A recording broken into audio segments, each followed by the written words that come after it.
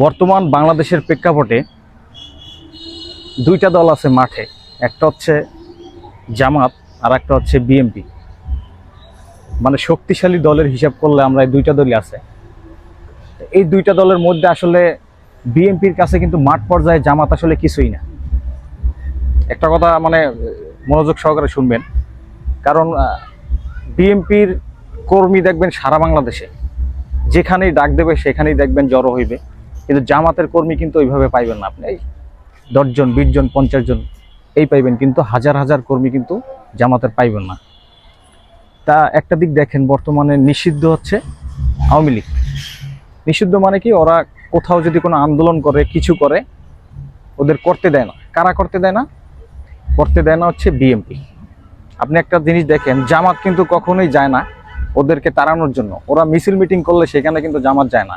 জামাত বাসায় থাকে, তারা ওই বিষয় নিয়ে কোনো কথা বলে না। যায় কারা? বিএনপি। আর বিএনপি যখন যায় তখন হয় কি, বিএনপি ভালো না, বিএনপি মারামারি করে, বিএনপি কাটাকাটি করে।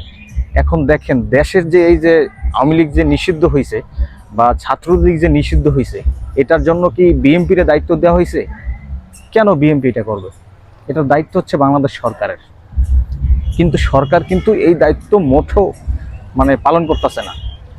সরকার আমরা প্রথম অবস্থায় যা দেখছিলাম 1-2 মাসের মধ্যে বাংলাদেশের এইখানে হাসপাতাল, ওইখানে মানে উন্নয়নের ছড়াছড়ি। মনে করেন বাংলাদেশে এমন সরকার হয়েছিল, এই সরকার মনে হয় যে বিশ্বের সরকার। ঠিক আছে, মানে এটা বাংলাদেশের না, বিশ্বের সরকার। অমুক জায়গায় হাসপাতাল করতেছে, অমুক জায়গায় এই করতেছে, বিদেশে যায় এমন করতেছে, বাংলাদেশের লোক সব বিদেশে পাঠাই দিতেছে, কিন্তু এখন যাইয়া জিরো।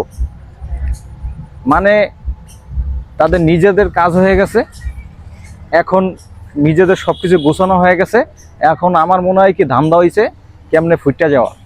দেখেন আপনি এই যে নুরুল হক নূর আওয়ামী লীগের সময় কি মাইর দেখাইছে, এমন মাইর দিছে ওরা ফুটবলের মতো লাগতেছে না। ওর কর্মীরা ওরা নিয়ে হাসপাতালে ভর্তি করছে। তো পরবর্তীতে কি হয়েছে?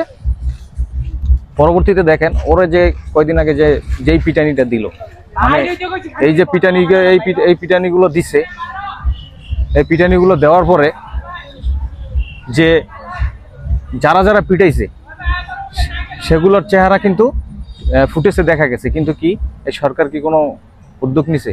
কোনো উদ্যোগ নেয় নাই।